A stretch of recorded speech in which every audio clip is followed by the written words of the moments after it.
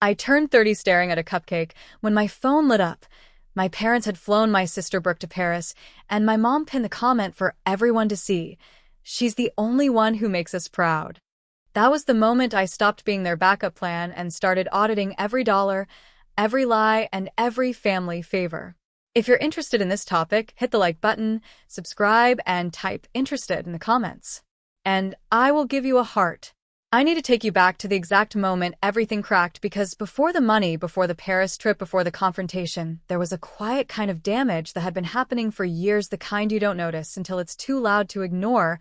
I was sitting alone in my apartment in Richmond, Virginia, on my 30th birthday, staring at a single cupcake I bought for myself, because no one else did. That sentence alone should tell you everything you need to know, but at the time I still hadn't admitted it to myself. I kept refreshing my phone, pretending I wasn't waiting for a call from my parents or a text that said happy birthday or anything that proved I existed to them, and instead what I got was an Instagram notification. My mom had commented on my sister Brooke's post, a photo of her at the airport, smiling, suitcase in hand, ready for a surprise trip to Paris my parents paid for, and my mom's comment was pinned right at the top like a trophy: "She's the only one who makes us proud."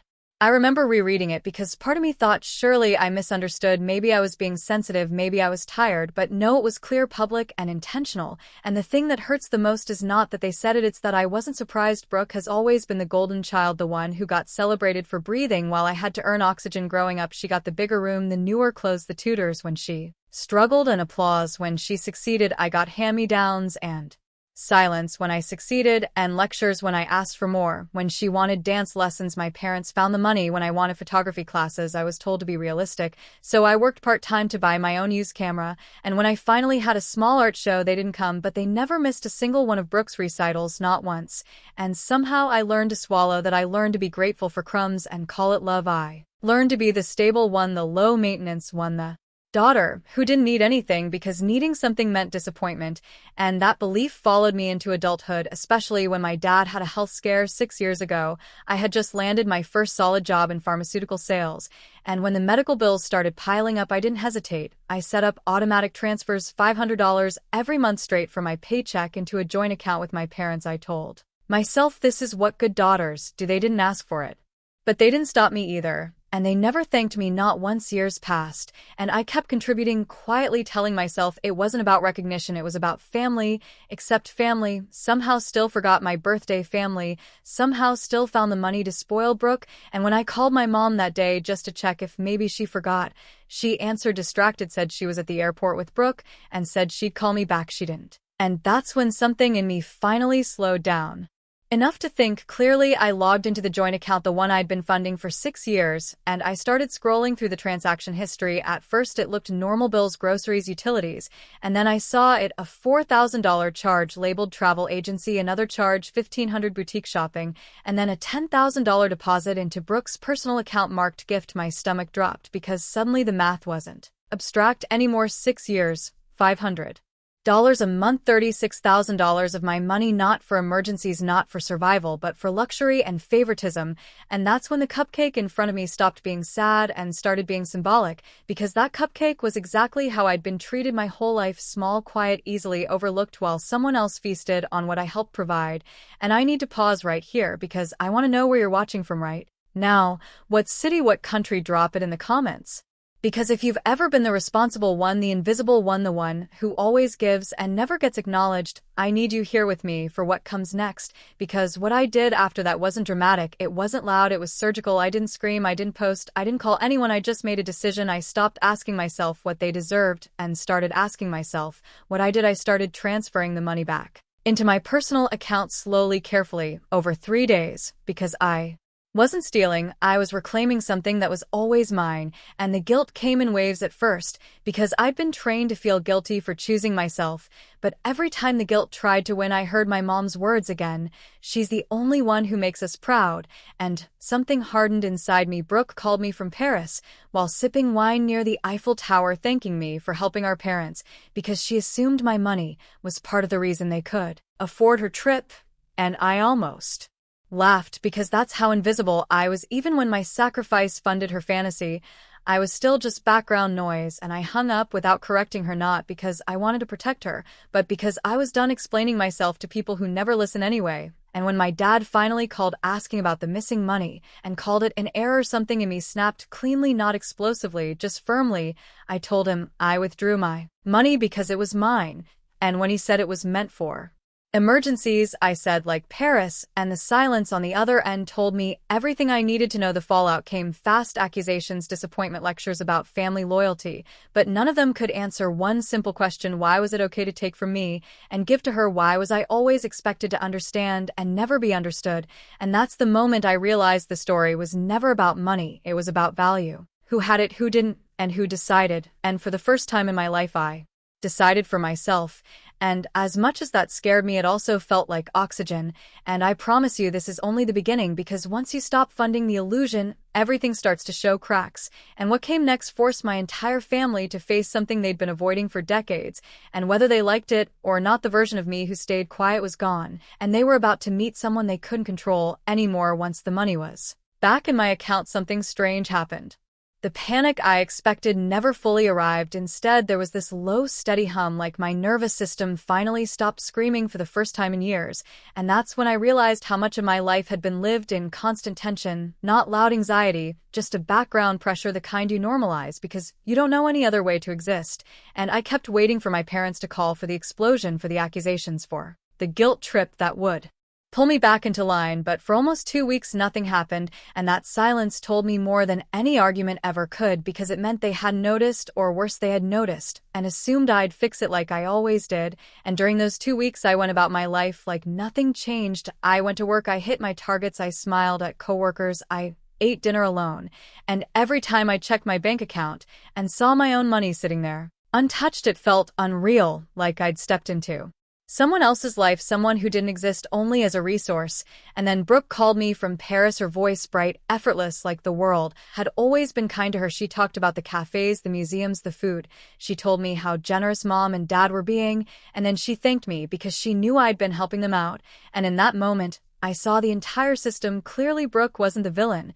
She was the product my parents created, a person who never had to question where things came from because they always came to her. And when I hung up, I didn't feel rage. I felt grief for the version of myself who believed giving endlessly would eventually earn love, grief for the years I'd spent shrinking myself to make everyone else comfortable. And that grief turned into resolve, because once you see the pattern, you can't unsee it.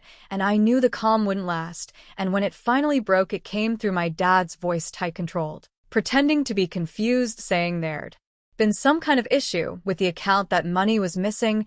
And I remember sitting on my couch, taking a deep breath before answering, because for the first time I wasn't scrambling to explain myself. I simply told the truth. I withdrew it because it was mine. And the pause on the other end was long, heavy. And then came the word emergencies, and I asked him calmly what kind of emergency looked like: first-class flights and luxury hotels.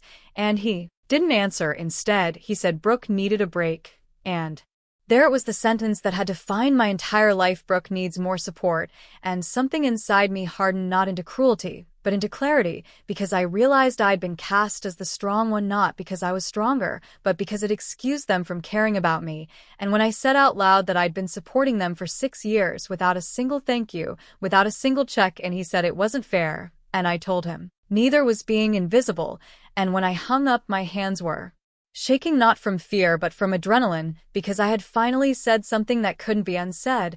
And that's when my mom called, and her voice was sharp, accusatory. She said I'd betrayed their trust, that family supports each other. And I asked her why support only flowed in one direction, and she didn't answer. That she said Brooke was sensitive, and I was overreacting. And I remember laughing, because it wasn't funny, but it was absurd how predictable it all was. And I told her I was done being the family safety net. And she said I was selfish, and that word used to destroy me because I built my entire identity around being selfless. But in that moment, it landed differently, because selfish meant I was no longer available to be used. And after that call, I poured a glass of wine and sat in silence, feeling something close to peace.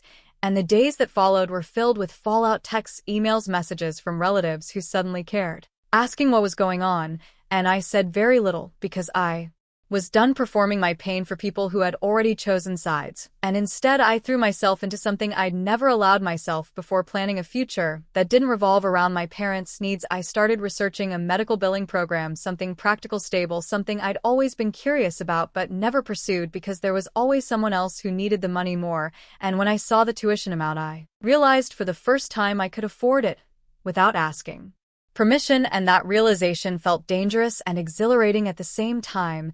And I signed up that night, and the first class was overwhelming and exciting, and I remember sitting there thinking, this is what it feels like to invest in yourself.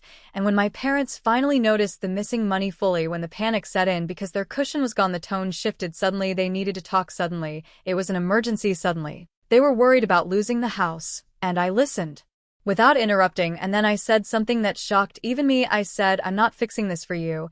And the silence that followed was thick because they'd never heard that from me before. And my mom cried, my dad pleaded, and I felt the old guilt rise up like muscle memory. But this time I recognized it for what it was, conditioning, and I didn't act on it. And that was the hardest part, not saying no, but sitting with the discomfort of not rescuing them. And that discomfort didn't kill me, it passed. And with every boundary I held, something in me grew stronger, quieter, more grounded.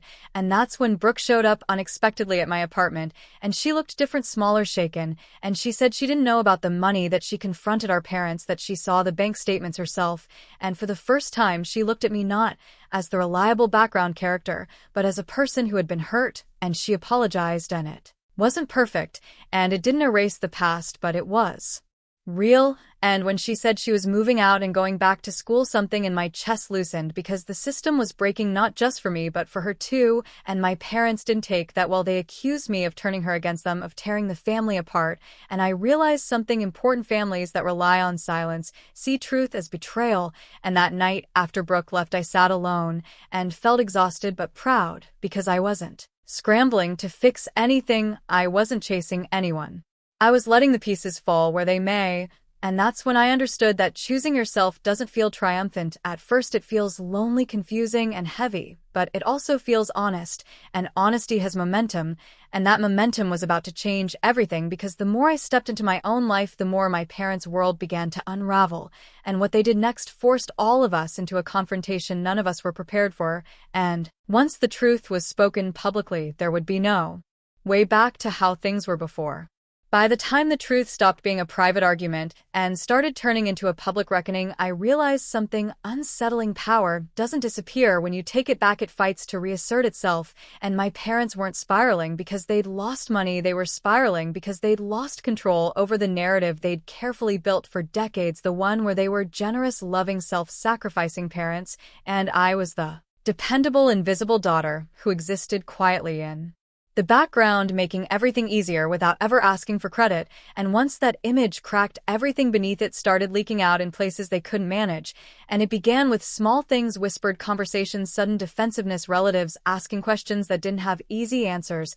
And I heard about it secondhand through Brooke, who told me mom had started snapping at people, correcting them when they asked how I was doing, claiming I was going through a phase or being influenced by outsiders, as if my autonomy were some contagious illness. And that language alone told me everything I needed to know, because when people can't control you, they try to discredit you. And it was around that time that my mom made the mistake she always made when she felt cornered. She went public not with accountability, but with performance. She posted one of those vague, emotional Facebook statuses, the kind designed to draw sympathy, without saying anything concrete, talking about heartbreak, disappointment, and how children sometimes forget everything their parents sacrificed. And the comments rolled in fast: hearts, prayers, affirmations about family, loyalty, and respect. And for a brief moment, I felt the old pull, the urge to explain, to defend myself, to soften the edges of the truth, so it wouldn't upset anyone. But then I remembered the cupcake on my birthday, the silence, the Instagram comment that said my sister was the only one who made them proud. And something in me snapped cleanly, not angrily, but decisively. And instead of reacting emotionally, I responded factually. I laid out the numbers, the timeline, the transfers, the purpose. I explained how I'd given money in good faith for medical bills and necessities, and how it was used instead for luxury trips and gifts, and how I'd been ignored and minimized for years.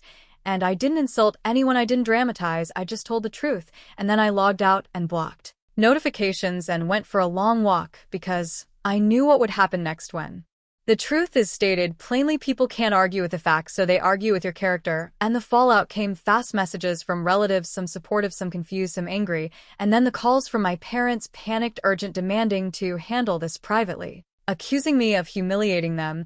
And I remember listening calmly as my mom cried about reputation, about how people would think of her, and I asked her when she'd last worried about how I felt, and there was that familiar silence again, the one where she couldn't answer because answering would mean acknowledging something she wasn't ready to face. And that was when I understood that this wasn't about money or favoritism alone. It was about identity. My parents saw themselves as good people, and my refusal to play my assigned role threatened that self-image more than any financial loss ever could. And instead of examining themselves, they doubled down, and that doubling down led to the confrontation. They insisted on a dinner, a family meeting, framed as reconciliation but loaded with expectation and pressure, and I agreed, not because I thought it would fix things, but because I needed to know for myself whether they were capable of real accountability or if this was just another attempt to pull me back into line. And I chose the restaurant, neutral, public, quiet enough to talk, loud enough to prevent manipulation, and Brooke came to, sitting beside me, tense but resolute. And when my parents arrived, I barely recognized them. My dad looked smaller, weighed down, my mom tight, controlled, already defensive, and we sat there in that awkward silence where everyone is waiting for someone else to blink first. And eventually my mom spoke, saying she was hurt, confused, that she didn't understand how things had gotten so out of hand. And I let her finish because that was new for me, letting her speak without rushing to reassure. And when she was done, I asked a simple question: what exactly are you apologizing for? And she stumbled. She said she was sorry I felt that way, that she hadn't meant to hurt me, that she'd always believed I was strong enough to handle things. And that phrase hit me like a slap because it was the justification they'd always used to neglect me. And I said quietly, strength doesn't mean invulnerability. It means you learn to survive without support. And my dad tried to intervene, saying they did the best they could, that they worried more about Brooke because she struggled more. And Brooke surprised both of us by saying that wasn't true, that she'd been allowed to struggle without consequences while I'd been expected to cope without help. And the look on my mom's face then wasn't anger, it was fear, because the golden child was stepping out of alignment. And when I said I wasn't giving them any more money, not now, not ever, and that if they lost the house it would be the result of their choices, not my refusal to enable them, my mom cried openly, accusing me of abandoning them, of being cold. And I said something that felt final. I said, I didn't abandon you, I stopped abandoning myself. And that sentence hung in the air because there was no counter to it. And they left early, angry, shaken.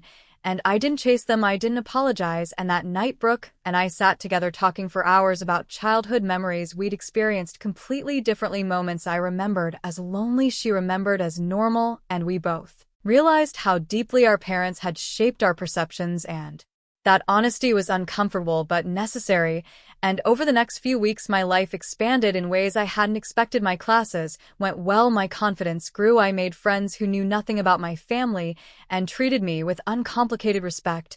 And my parents' world contracted as relatives stopped enabling their narrative, as finances tightened, as Brooke refused to be the buffer between them and their consequences. And my mom tried again, through email, softer this time, acknowledging some mistakes, but always circling back to hardship, to need, to the possibility of reconciliation, if I could just help one last time. And each time I declined calmly, consistently, and that consistency did something powerful. It taught me that boundaries don't need to be loud to be effective, they just need to be enforced. And then something unexpected happened. My dad called, alone, not angry, not demanding, just tired, and he apologized without conditions. He admitted he'd failed me, that he'd known things were unfair, and said nothing because it was easier. And that conversation didn't erase the past, but it mattered because it was the first time one of my parents spoke to me as a person instead of a role. And after that the dynamic shifted again. My mom grew quieter, less aggressive as her leverage disappeared, and I realized that accountability doesn't always arrive the way you imagine. Sometimes it arrives slowly, incompletely, through one person at a time. And while that was unfolding, my own life accelerated. I finished the program, excelled, interviewed for a new position, and landed a job that doubled my income. And when I signed the offer letter, sitting alone at my kitchen table, I laughed out loud because a year earlier I'd been eating a sad cupcake, wondering why I wasn't enough. And now I was building a future entirely on my own terms. And I didn't tell my parents right away, not out of spite, but because I no longer needed their reaction to validate my achievements. And that was the biggest shift of all. The quiet internal one where I stopped measuring my worth by whether they noticed. And the irony was that once I stopped seeking their approval, they started noticing, because power dynamics change when one person opts out of the game, and they reached out tentative, cautious, asking about my life. And I shared selectively, honestly, but without over-explaining, and I could feel them recalibrating, unsure of how to interact with this version of me who didn't bend, who didn't justify, who didn't rescue, and that discomfort was necessary because growth rarely happens without it. And as things settled into this uneasy new normal, I realized something else: the story wasn't over, because unresolved patterns don't disappear, they resurface under pressure. And when the next crisis hit, and it would hit, the question wouldn't be whether I could stand my ground, but whether my family could finally confront the truth they'd spent a lifetime avoiding. And what happened next would force every one of us to choose between repeating the past or breaking it completely. What I didn't expect was how quickly the next pressure point would arrive once the illusion of stability cracked, because when a system has been propped up by denial and borrowed money, it doesn't gently adjust, it collapses in unpredictable ways. And that collapse started with a phone call I almost didn't answer, a number I didn't recognize, calling on a Tuesday afternoon while I was at my new job, sitting at a desk that still smelled like fresh plastic and possibility. And for a second I stared at the screen, debating whether the version of me I was becoming should even pick up, but something told me this wasn't random. And when I answered, it was my Aunt Linda, her voice unusually tight, asking if I'd heard what was going on. And before I could ask what she meant, she said, "Your parents are in real trouble this time." And that phrase, real trouble, was one I'd heard before, usually as a prelude to guilt, but this time it sounded different, less performative, more panicked. And she explained that my dad's new job hadn't worked out, that the hours were cut, that my mom's part-time income barely covered groceries, and that they'd missed 2 mortgage payments already, and the bank had sent a notice. And as she spoke, I felt that familiar internal tug, the old reflex to step in, to fix, to smooth, to save. And I won't pretend it wasn't there, because conditioning doesn't disappear just because you recognize it, but something else was there too, a clarity that hadn't existed before, the understanding that rescuing them again would not solve the problem, it would simply reset the cycle. And I told my aunt gently that I was sorry to hear it, but I wasn't going to provide financial support. And there was a pause on the line, the kind where someone recalibrates their expectations, and then she said quietly, "I understand." And that mattered, because it was the first time an adult in my family accepted my boundary without arguing. And when I hung up, I sat back in my chair and noticed my hands weren't shaking, something that would have been unthinkable a year ago. And later that evening, Brooke called, and this time I answered, because her voice sounded different, not defensive, not bubbly, but subdued. And she told me she'd been asked to help, that our parents had finally turned to her now that I was no longer available, and she didn't know what to do. And I listened without interrupting, because this was her crossroads, not mine. And she admitted she felt angry and guilty and scared, all at once. Angry that they'd put her in this position, guilty that she'd benefited for years without questioning it, scared that saying no would make her the villain. And I told her something I'd learned the hard way, that guilt is often the price of growth, and that just because someone is unhappy with your boundary doesn't mean it's wrong. And she was quiet for a long moment before saying, "I think I'm going to say no too." And I won't lie, that moment mattered more to me than any apology, because it meant the pattern was breaking, not just for me, but for her too. And when our parents realized that neither of their daughters was coming to the rescue, the tone changed again, not softer, but sharper. My mom left voicemails alternating between tears and anger, accusing us of abandonment, of ingratitude, of cruelty, and each message sounded more desperate than the last, until eventually they stopped, and the silence that followed was heavier than the noise, because silence meant consequences were landing. And a week later, my dad called, not to ask for money, but to tell me they were selling the house, downsizing, moving into a small condo, something my mom had always refused to consider. And I could hear the strain in his voice, the grief of letting go of an identity built around appearances and status. And he said something that surprised me. He said, "I think we should have done this years ago."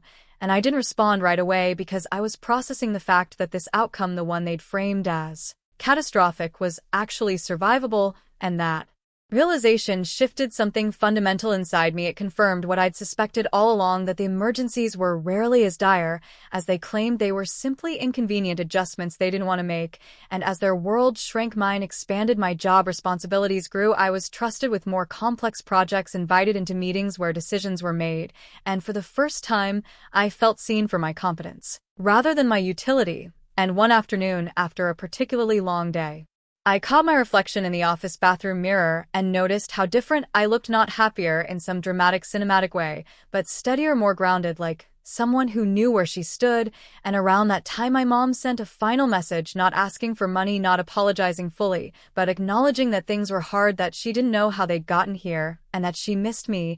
And I read it twice, feeling both compassion and distance. Because missing me was not the same as respecting me, and I replied with honesty, saying I hope things stabilized for them, but that I wasn't ready for contact beyond that. And she didn't respond, and that was okay, because peace doesn't always come from resolution, sometimes it comes from acceptance. And then something unexpected happened at work. My manager pulled me aside to talk about a leadership track and opportunity that would require additional training and long-term commitment, and as she spoke, I felt a swell of pride, not because of the title or salary, but because this was happening without sacrifice to anyone else. I wasn't funding it with my well-being or my self-respect. And that night, I celebrated alone, cooking a meal I liked, opening a bottle of wine, and sitting in my quiet apartment, realizing that solitude felt different now, not lonely, but chosen. And that distinction changed everything. And as weeks turned into months, my parents adjusted in ways I'd never seen before. My mom went back to work full-time, something she'd resisted for decades. My dad took on extra shifts. They learned to budget, to plan, to live within limits. And according to Brooke, the resentment lingered, but it was quieter, less directed, because there was no longer an obvious target. And Brooke herself changed. She spoke more openly, questioned more, pushed back when our mom slipped into old patterns. And watching her do that was strangely healing, because it validated my experience. It proved that the dysfunction hadn't been imagined. And one evening, Brooke and I sat together talking about the past, not accusing, not relitigating, but naming things honestly. And she said something that stayed with me. She said, I think you were strong in the way people become strong when they don't feel safe. And that hit me, because it reframed my entire identity. My independence, my resilience had not been innate virtues, they were adaptations. And recognizing that allowed me to soften toward myself, to grieve what I'd missed without blaming who I'd become. And as I leaned into that understanding, I realized the story wasn't about favoritism or money or even betrayal. It was about awakening, about the moment you stop negotiating your worth and start defining it. And that awakening is rarely quiet. It disrupts systems, it disappoints people, it forces change.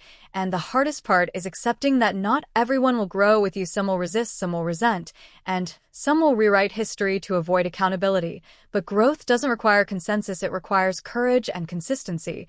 And as my life continued to stabilize and strengthen, I understood that the real test wasn't whether my family would ever fully apologize or acknowledge the damage. It was whether I could continue choosing myself even when the noise returned, because it always does, in new forms, new crises, new emotional appeals.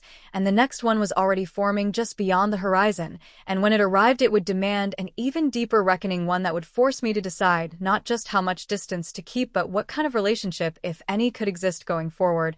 And that decision would challenge everything I thought I'd resolved and reveal whether boundaries alone were enough, or whether something more final was required. What made the next stretch of this journey unsettling wasn't the noise or the confrontation, but the absence of both. Because when a family that is fed on your availability realizes the supply is gone, they don't always explode. Sometimes they regroup quietly, and that silence became the most unnerving sound of all, because it carried strategy. And about a month after the house sale was finalized and my parents moved into the smaller condo, I received an invitation that looked harmless on the surface. A group email from my mother titled Family Dinner. Nothing dramatic, no accusations, no emotional hooks, just a time and place. And for a moment I considered declining, because I had learned that peace sometimes means not reopening doors you worked hard to close. But something about the neutrality of it, the lack of pressure, made me curious, not hopeful, but curious. And curiosity can be dangerous when it comes to people who have rewritten reality for decades. So I didn't respond immediately. I sat with it, observing my own reactions, noticing how my chest didn't tighten the way it used to, how my first instinct wasn't to appease but to assess, and that alone told me how far I'd come. And after talking it through with Brooke, who had also been invited, and who admitted she felt wary but wanted to attend, as a united front we agreed to go together, not to fix anything but to observe, to gather information, and to leave if it became manipulative. And walking into that restaurant felt surreal, because it was Familiar territory, the same type of mid-range place my parents loved, not fancy enough to seem indulgent, not casual enough to lose control, and when they arrived my mother looked smaller, less polished, her confidence dimmed by circumstance, while my father seemed quieter, more introspective, and we exchanged polite greetings, nothing warm, nothing hostile, just restrained civility, and that restraint was telling, because it meant they were aware of the power shift, and during the meal conversation stayed. Surface level work, weather neutral updates, until my mom finally said I've been thinking a lot about the past, and that sentence alone would have once sent my nervous system into overdrive, but now I simply nodded, inviting continuation without committing, and she spoke about stress, about fear, about how things had gotten out of hand without ever naming specific actions or apologizing for them, and I noticed how carefully she avoided words like favoritism or money or birthday or Paris, and when she finished, she looked at me expectantly as if waiting for absolution, and in that pause I realized this was the test, not whether she would say the right words, but whether I would step back into the role she was subtly offering, the one who reassures, who smooths, who forgives prematurely to restore comfort, and I didn't, because I finally understood that forgiveness without accountability is just permission, and I said calmly, I hear that things were hard for you, but I'm not interested in revisiting the past unless it's done honestly, and my mother's face tightened just slightly, the mask slipping for a second before she said, I don't understand, what more you want, and that question, the same one she'd asked before, revealed everything, because it framed accountability as a demand rather than a responsibility, and Brooke spoke then, surprising us both, by saying what she wants is acknowledgement, not general stress, but specific harm, and the silence that followed was heavy, because Brooke saying it removed my mother's ability to paint me as the sole dissenter, and my father cleared his throat and admitted quietly that he'd allowed things to go too far, that he'd chosen peace over fairness, and that hearing him say that in front of my mother shifted the dynamic, because for the first time she wasn't the sole authority in the room, and I could see her recalculating, and what followed was not an apology, but a concession, a subtle one. She said, I may have leaned on you too much, and even that minimal admission felt seismic, because it was the first crack in a narrative she'd protected fiercely, and yet it wasn't enough, not because I needed groveling, but because I needed truth, and I said leaning on me implies consent and partnership. What happened was different, and I watched as her eyes flickered with irritation, because language matters, and she didn't like losing control of it, and the dinner ended shortly after, polite but unresolved, and as Brooke and I walked out together, she exhaled and said, that was exhausting, and I laughed because it was, but it was also clarifying, and that night as I drove home I realized something important. Boundaries aren't static, they require maintenance, because people will test them, especially when circumstances change.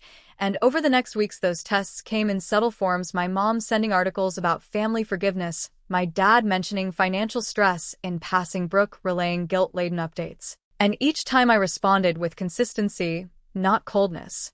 Not anger, just clarity, and something interesting happened. The attempts slowed, not because they understood fully, but because they realized the old levers no longer worked, and around this time my career took another leap. I was asked to present a proposal to senior leadership, a process improvement I designed, and standing in that boardroom explaining my vision, I felt a confidence that wasn't performative, it wasn't fueled by proving anything, it was rooted in competence and self-trust. And afterward, a colleague pulled me aside and said, you have a calm authority that makes people listen, and that comment stayed with me because it described the version of myself that had emerged through this entire ordeal, someone who no longer needed urgency or over-explanation to be heard, and at home my life felt fuller. I hosted dinners, I took weekend trips, I invested time in friendships that felt reciprocal, and one evening while cleaning I found an old photo album from childhood, and flipping through it I saw patterns I'd ignored before, images of Brooke centered, celebrated, while I stood slightly apart smiling politely,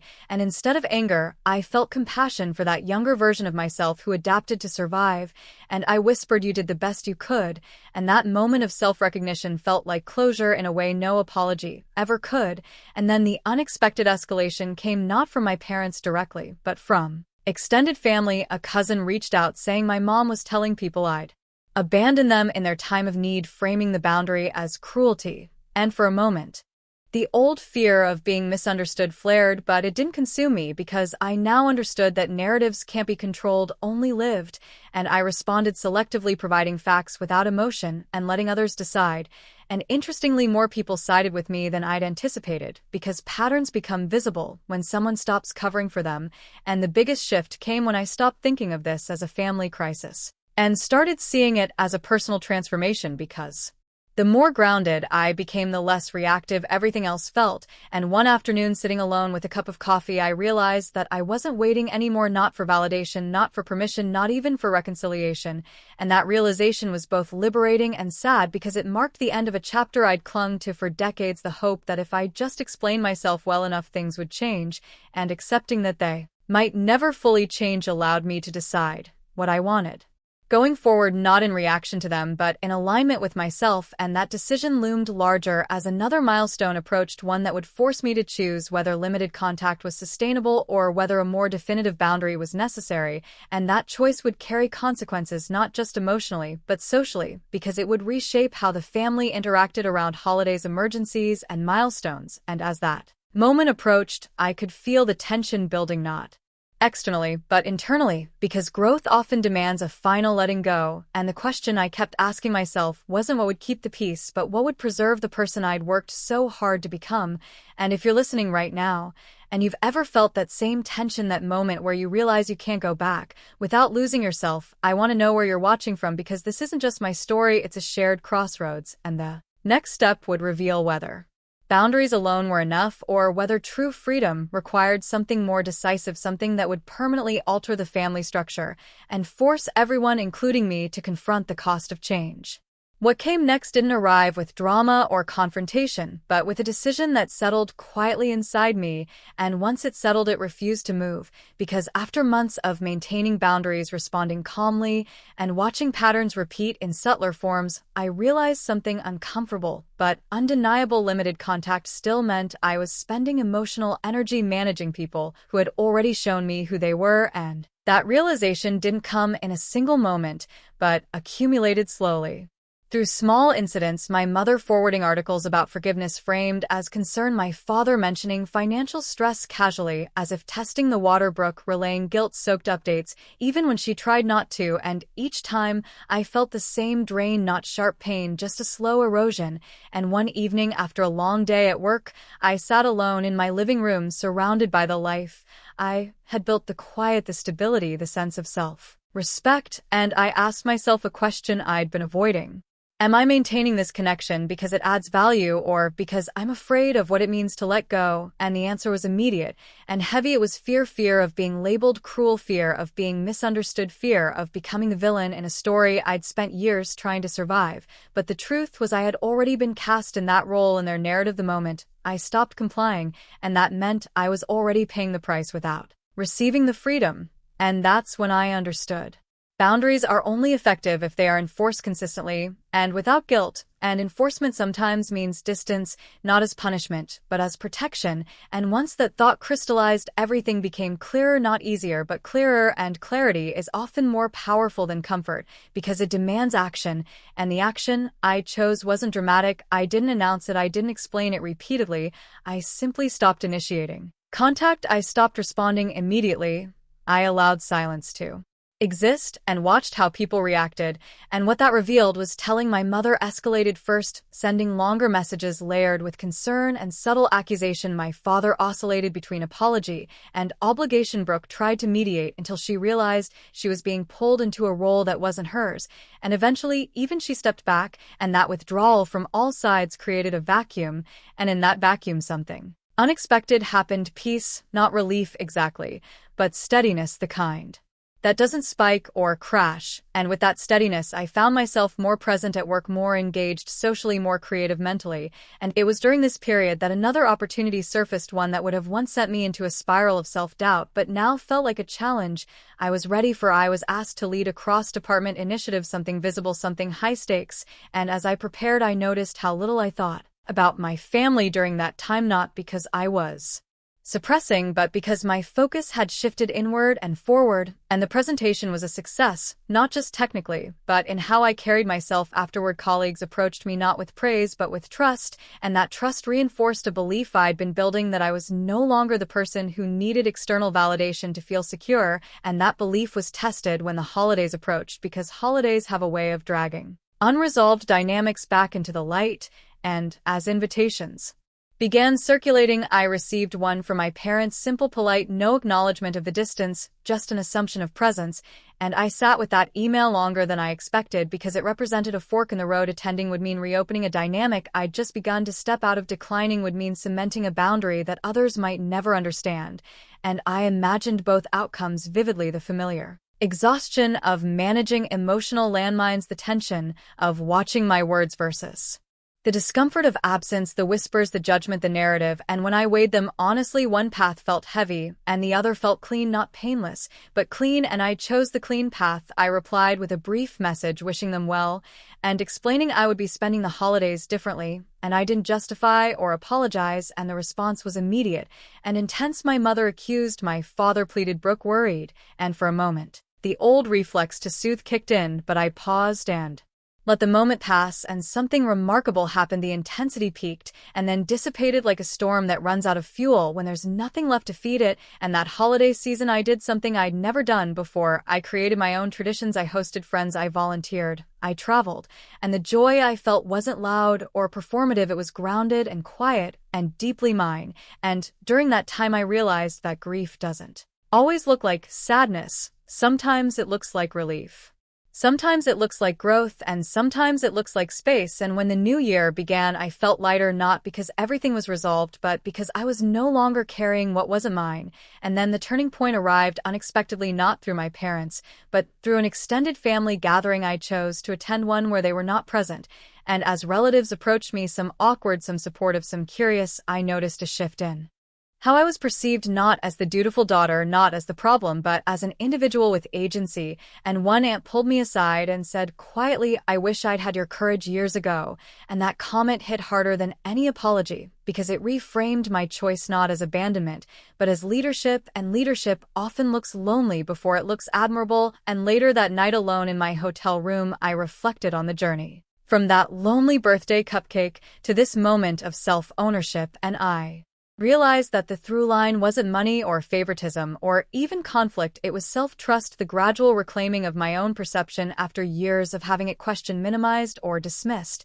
And once self-trust is restored, it becomes very difficult for anyone else to convince you that your needs are unreasonable, and that understanding would be tested one final time, when months later, I received a message from my mother. Unlike any before, it was shorter, less emotional, and for the first time, lacked accusation. She wrote that she had started therapy, that she was beginning to see patterns she hadn't wanted to acknowledge, and that she didn't expect forgiveness or contact, but wanted me to know she was trying. And reading it, I felt a mix of emotions: skepticism, sadness, validation, and something like closure, but not the kind that demands a response. And I didn't reply immediately because I understood now that not every message requires engagement, and when I eventually did respond, it was brief, appreciative, and non-committal, and that was enough because the power dynamic had shifted permanently, and I no longer needed resolution to move forward. I had momentum, and that momentum carried me into a new chapter, one where my identity wasn't shaped by comparison or neglect, but by intention and choice. And the deeper truth I came to understand was this: healing doesn't always end with reconciliation. Sometimes it ends with clarity, and clarity is a form of peace that doesn't require anyone else's participation. And as I moved forward, grounded and whole, I knew that whatever came next, whatever decisions or challenges awaited, I would meet them not as the overlooked daughter, not as the silent supporter, but as a woman who chose herself fully and unapologetically. And that choice would continue to ripple outward, shaping not just my future, but how I showed up in every space from that moment on. And just when I thought the chapter was settling into something stable, another development surfaced, one that would force me to decide whether distance was enough or whether a final boundary needed to be drawn, one that could not be undone. And that realization lingered quietly, waiting for the right moment to demand action. And when it did, it would redefine everything once again. The moment that forced everything into focus didn't come from my parents directly, but from something far more unsettling, which was how easily life continued improving once I fully stepped out of their gravitational pull. Because as weeks turned into months, the absence of constant emotional monitoring created room for growth I hadn't even known I was postponing. My mornings felt calmer, my decisions felt cleaner, my confidence no longer wavered based on imagined reactions, and that stability made me more visible in every room I entered, especially at work, where leadership began treating me less like a high performer and more like a long-term investment.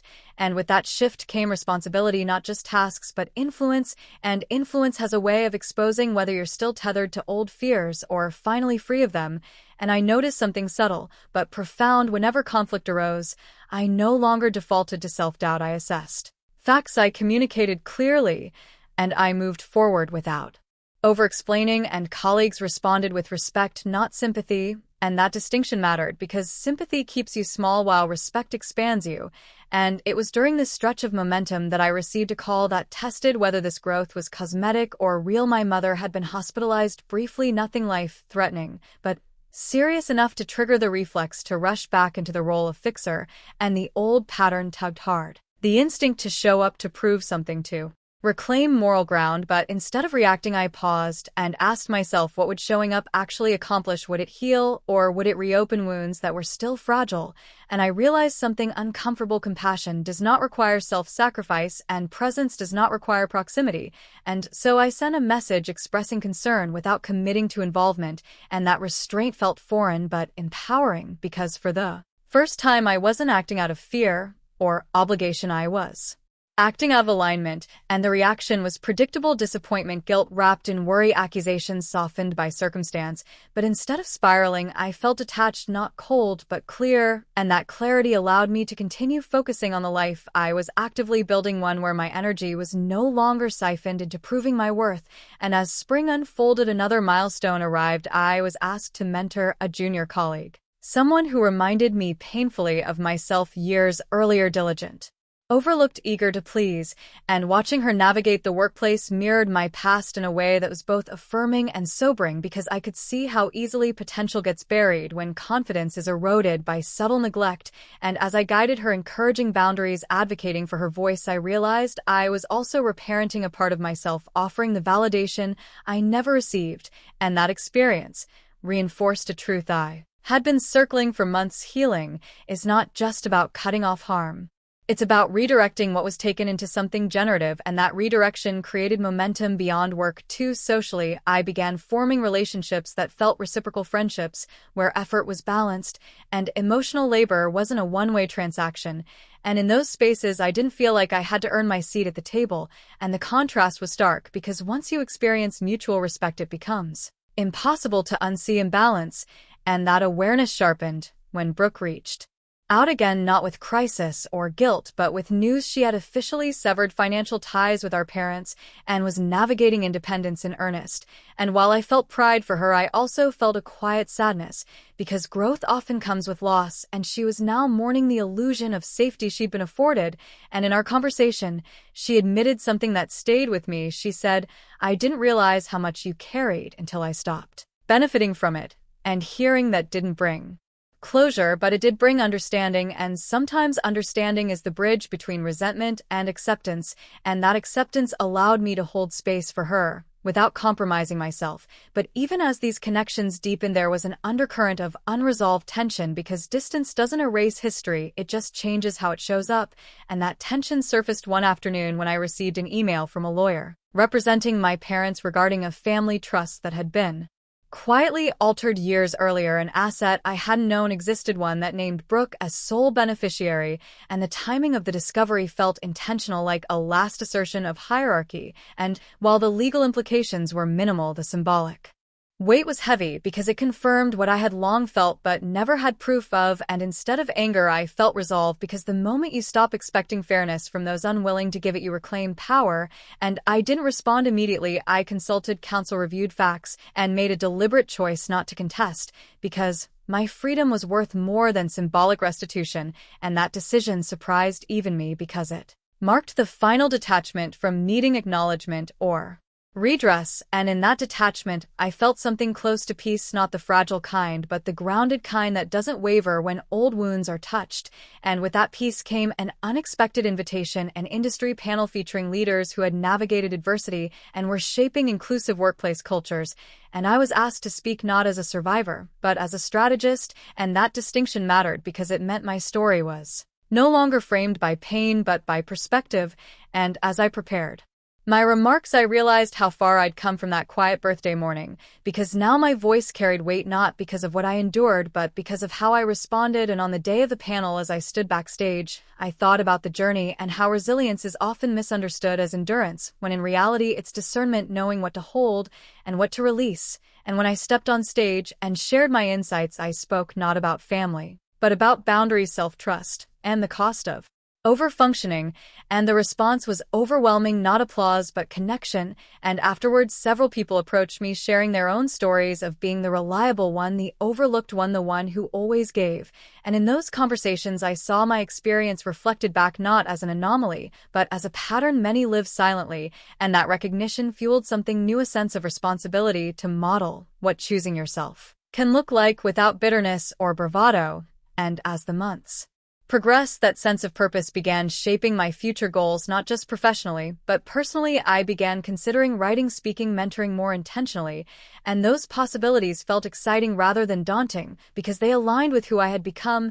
And still there remained one unresolved thread: my relationship with my mother, which lingered in a state of tentative acknowledgement without repair. And one evening, after a long day, I received a message from her that was different from the rest, not apologetic, not accusatory, but reflective. She wrote that she had been journaling in therapy and came across entries from years earlier that revealed her own insecurities and how unconsciously she had projected them onto me, viewing my independence as rejection and my success as judgment.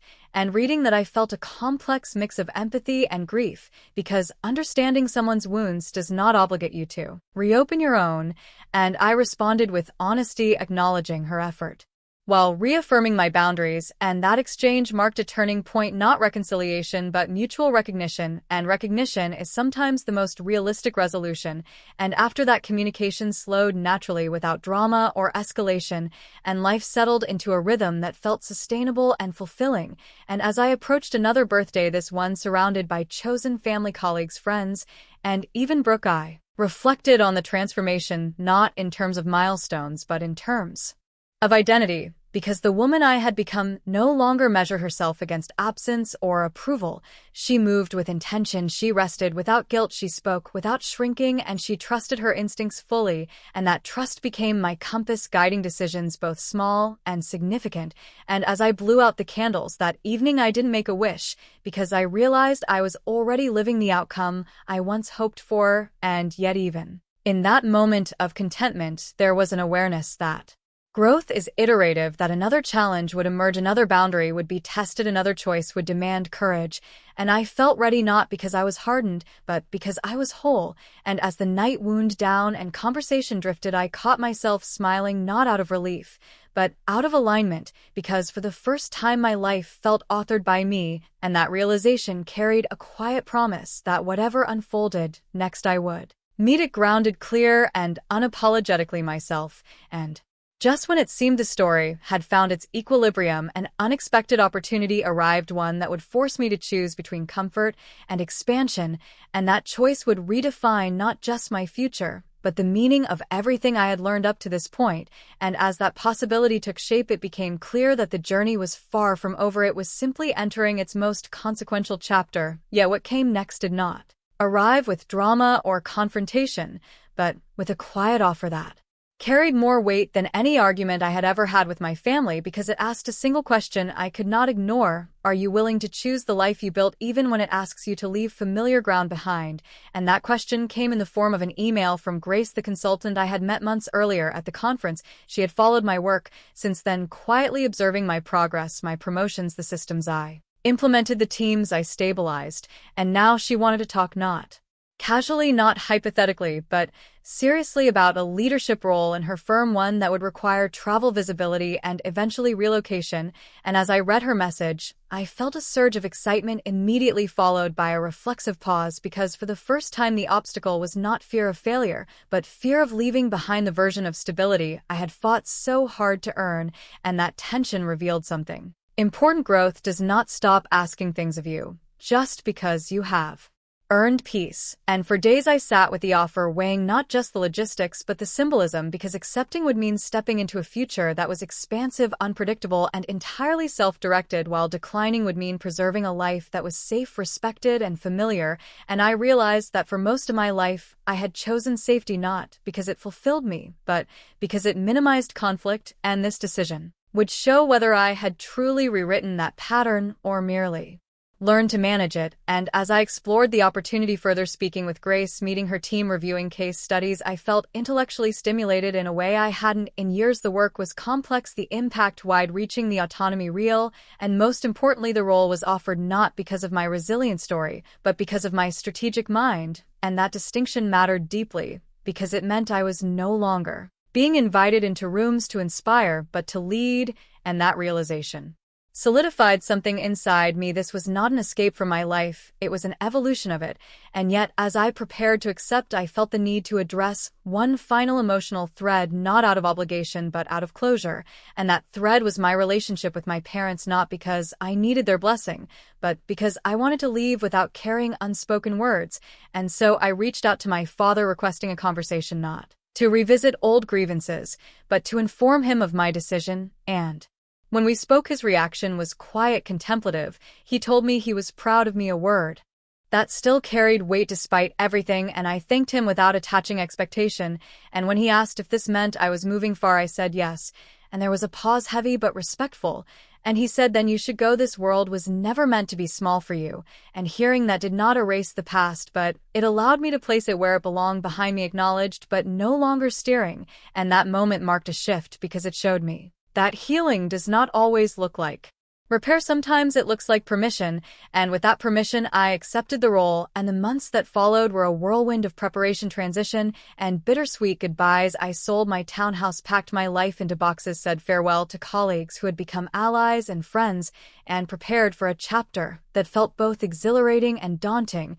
And through it all, I noticed something profound. I was not anxious, I was focused, because when you are aligned with your purpose, fear loses its grip. And the move itself was symbolic, relocating to a city where no one knew my family history, my role, my reputation, or my past. And that anonymity was liberating, because it allowed me to define myself entirely on my own terms. And as I settled into my new environment, navigating new systems, new clients, new expectations, I felt challenged, but not overwhelmed, stretched, but not depleted. And that balance was the clearest indicator, yet, that I had grown not just in skill, but in self-trust. And in this new space, I began speaking more openly about leadership, boundaries, and the cost of overfunctioning, not as confession but as insight. And the response was immediate. People resonated with the clarity, the refusal to glamorize sacrifice, the emphasis on sustainability. And through those conversations, I began to see how many professionals, especially women, had built success on silent burnout, and how rarely that narrative was questioned. And that realization planted a seed of vision for something beyond consulting, something educational, something that could reach people earlier in their journeys.